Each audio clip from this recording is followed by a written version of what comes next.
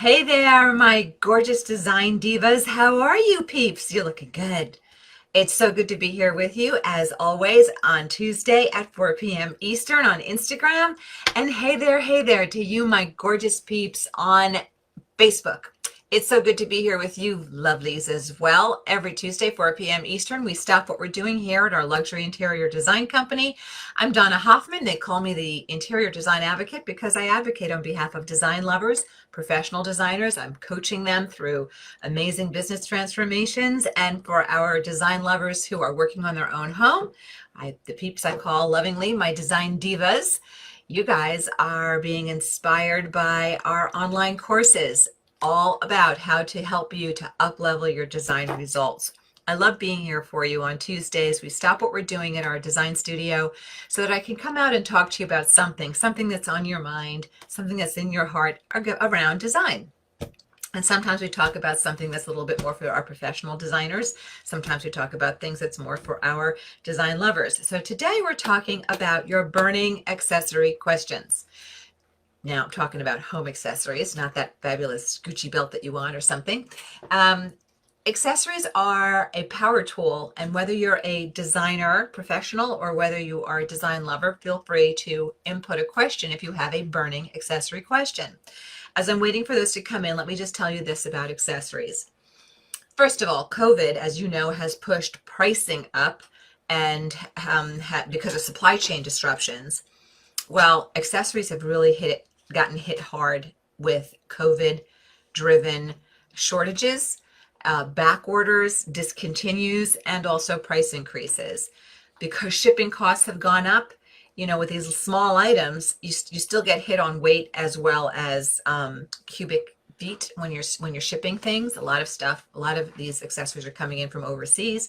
So, you know, accessory prices are definitely higher than they had been 2 years ago. And of course, there's always price increases year over year, but I'm talking significantly higher or higher than we normally would see. For example, I'm working on a very large residence and I'm working on accessorizing it now. We're still in the blueprint phase, right? We're still building it, but I have to accessorize room after room after room. And so we did our budget projections line item by line item close to 2 years ago. And I can tell you that I'm really having a hard time landing at the upper end of our projection. The upper end of our projection 2 years ago was like the lower end of projection now. That's how much we are seeing some accessory prices just going up and up. And it's not just the cost of the item itself, but it's also the shipping that gets put in there as well. So here's the thing. So anyway,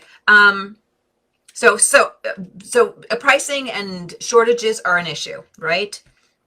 That being said, accessories are power tools.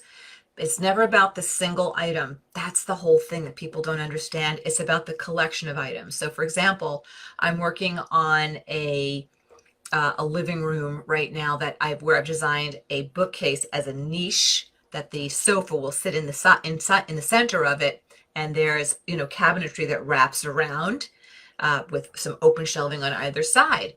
So I have to be really careful. What am I putting in there? Where do I want to, you know, draw the eye? And I don't want to make a big statement in these bookcases. So I'm thinking about the colors, the types of materials, and materials has color, right? Different metal is a material, glass is a material, ceramic is a material. So, to name a few. So I'm thinking very much about what color do I want? Where do I want color? Do I want color? What types of materiality do I want? And also, how quiet do I want these bookcases to be? And frankly, I want them to be on the quieter order because of the artwork that's going to be sitting over the sofa in the middle of these bookcases, and also because of the total vibe I'm putting into the room. Accessories are never about the single item. It's about the combined total power of the items themselves. You do need to be willing to spend a little bit more on accessories than you might think you wanted to if you really want that fabulous designer look. Yes, you can find great things at Home Goods. Yes, you can find things at Home Sense. But what if you need two of something because you're making a statement in twin bookcases? Or you need two of something because you're trying to build a little more weight into something. That's where Home Goods can sometimes let you down. They only have one of something, or the second one might be, you know, an imperfect something. So when you're thinking about accessories, you're thinking about what you need to move into a particular location: weight, color, line, shape, material, to name a few. So I have an entire course all about this. It's called Design CPR, Creating Perfect Rooms with Accessories. If you want to drill in deeper, I encourage you to go into that course. I don't want to do a big lesson today. I wanted to try to get to more questions today because I don't have a lot of time out here with you. So let's get to the questions. And while I'm getting out to questions, let me tell you, next week, we're talking about staging your home to sell. The real estate market is hot, hot, hot, and I'll be talking to you about some things you can do there as well. Alrighty, so I'm getting all kinds of hellos and waves on Instagram as well as Facebook. Carol Ebersole is saying, in Maryland, is saying, Donna, we love you and your team. You and your team are the best. Thank you, Carol. I'm so glad you think so. We love you too. Oh, MD, not Maryland. Could be doctor. Sorry, Dr. Carol. I apologize. Chris Betts is saying, the blasted TV on the wall, how to hide it and put it in, or do I put it in a cabinet? So, you know, people want to know, do you accessorize around a TV? Do you hide the TV? What do you do?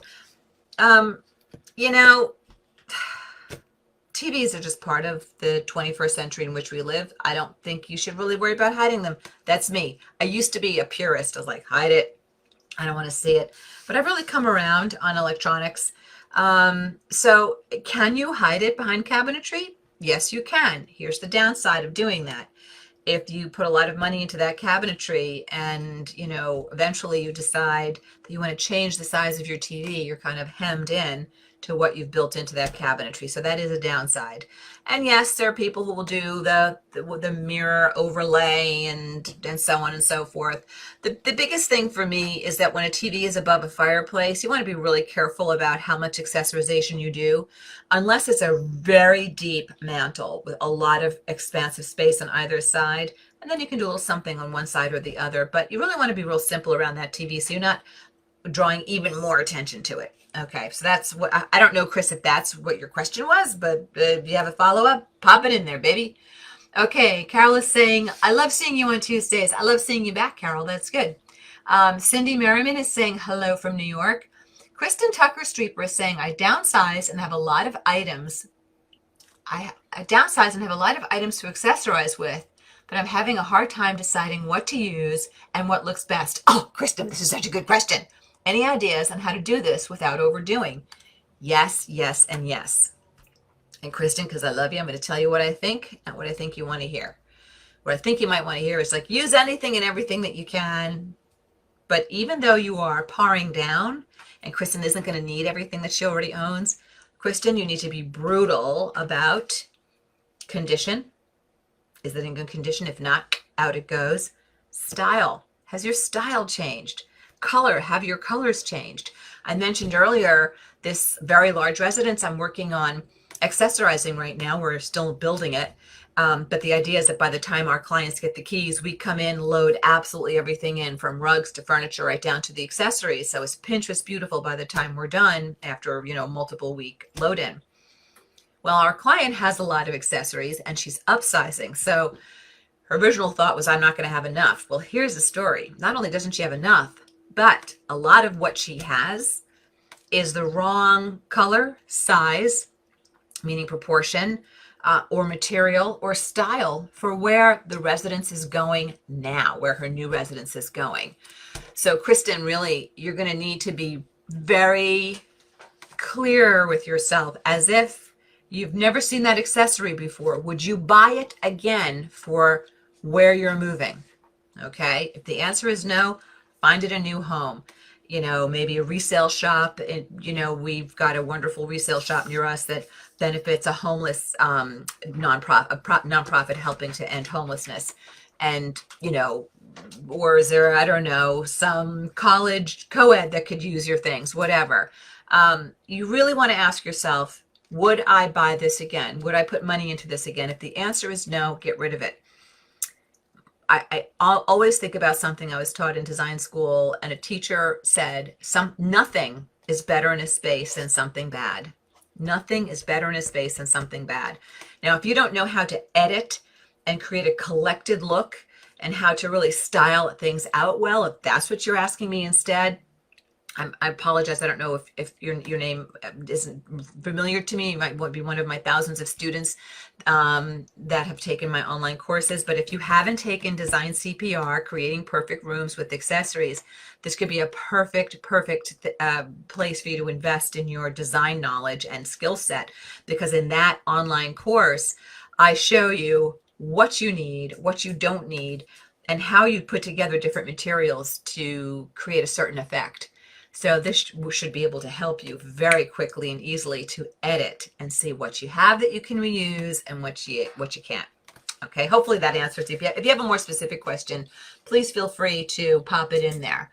Okay, Beverly is saying hello, and she's happy to be here listening. Vera Allen is saying hello. Hi, Vera. Susan Lubuti is saying ideas for fireplace mantles. Yes.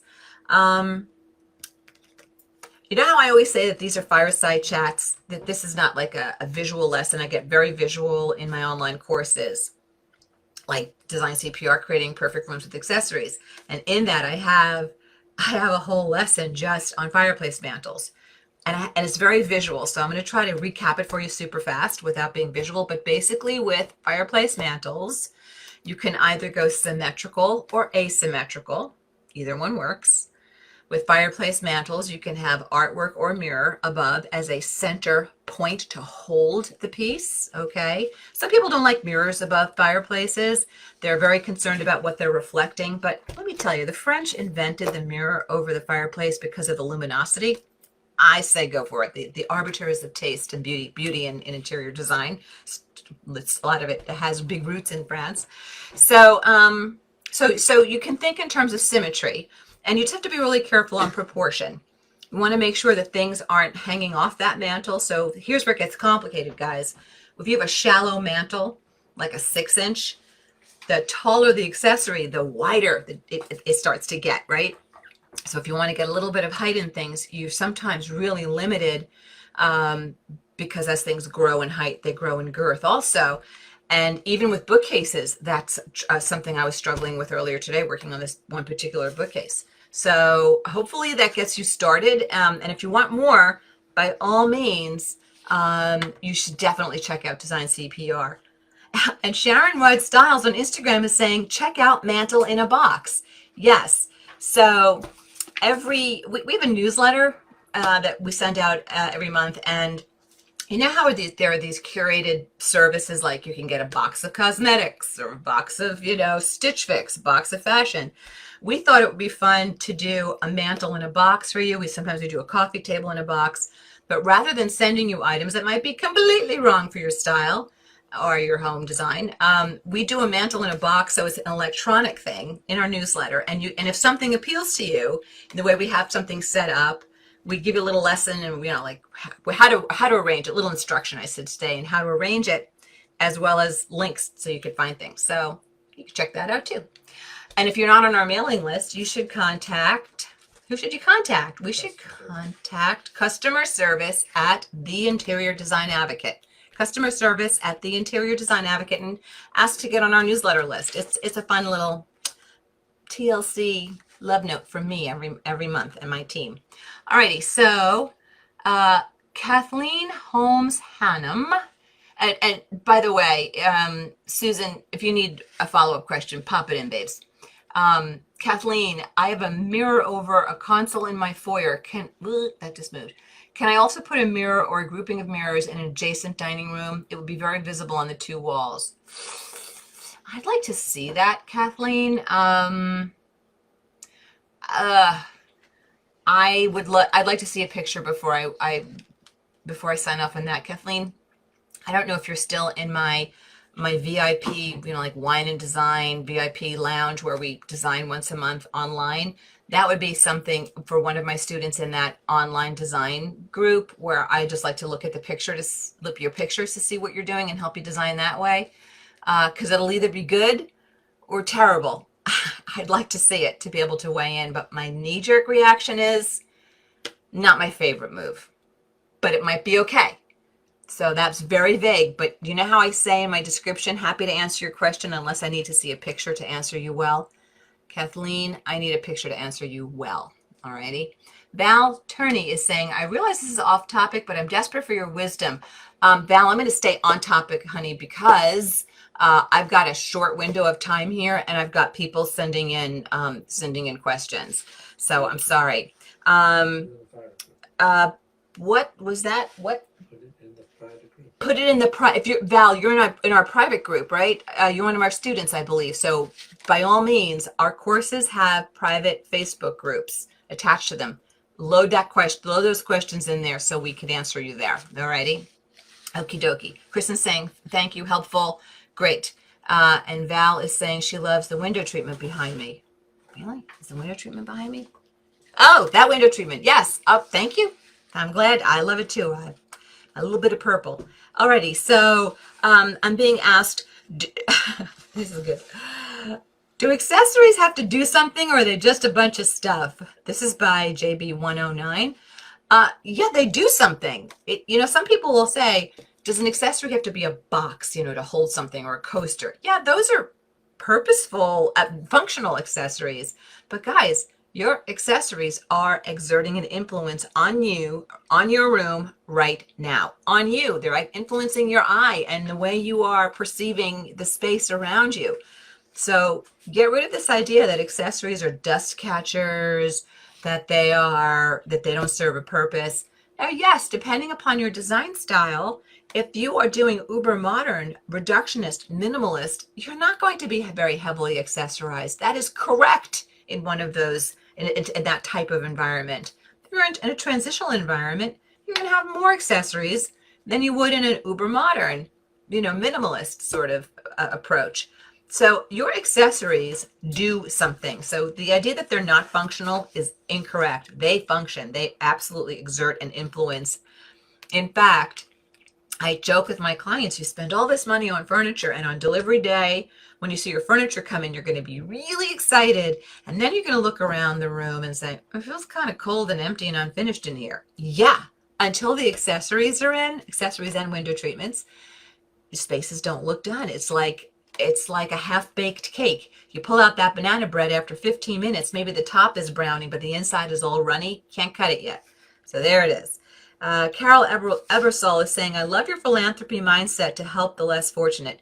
You know what, Carol? It's the way I was raised, and also I am aware that the industry I work in is a very materialistic industry. I work around a lot of privilege and people who are blessed to have created what they've created. But I'm so aware of the people who have so much less. And sometimes when I hear a client complain about something, I think that's actually an elegant problem to have. And in fact, I guess that's true for all of us, right? When we complain about things, don't complain about that sore knee. You have two knees, and you can get up and, I don't know, walk around and do whatever. But thank you, Carol. Carol is saying, which accessory gives you the most bang for the buck? Oh, you know what? I'll tell you what. You're not going to like this answer, because if you don't have a green thumb, you're not going to be happy with me. But I think plants, live plants, give you a tremendous bang for the buck. They add such a great freshness, texture, nuance to a space. They are great in literally every single design style. I love my fiddle leaf figs, but a great succulent on a coffee table, or an ivy, or whatever your vibe is. And they're not high cost. And if you just can get past I hate watering, don't hate watering. Get yourself into a weekly schedule.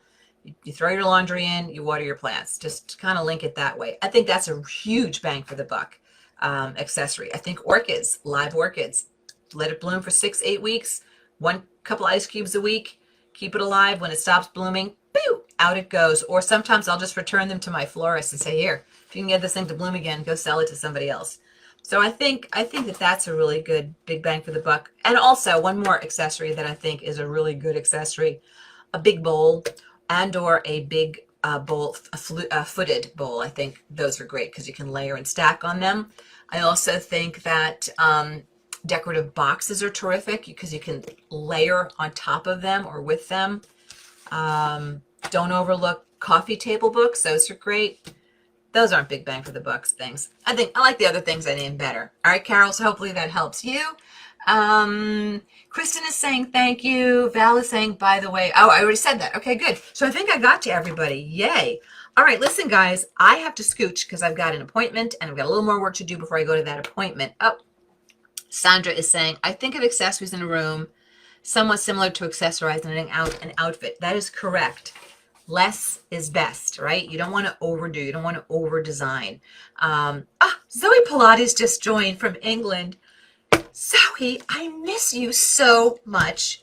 I can't wait to see you. When are you coming to the United States? When am I coming to London? When? There it is. Look, I can actually read my Instagram a little bit. My eyeballs must be improving from all of this coffee I drank today. All right, anyway, guys, next week we're talking about how to stage your home to sell. The real estate market is hot, so I want to see you maximize that. And if you missed any portion of this, hopefully fabulous get together, you can find us on YouTube, The Interior Design Advocate. You can just zip over there. And if you're not already following me at our luxury interior design company, this is how you find us, at IDH Designs. That's at IDH Designs for the luxury interior design company. We're going to be posting some stuff pretty soon about a really gorgeous installation that we're going to be working on. We're working on it in pieces. Thank you, COVID. Thank you for nothing. But we'll have some pretty things to show you. So there it is. All right, guys, I will see you next week. Mwah. We'll see you next week, Tuesday, 4 p.m. There it is. All right. Bye, guys. Thank you. Hi, this is Donna. Thanks so much for watching. And if you like this video, please hit the like button and comment below so I know what you think. And don't forget to subscribe to the Interior Design Advocates channel so you don't miss any of our great content.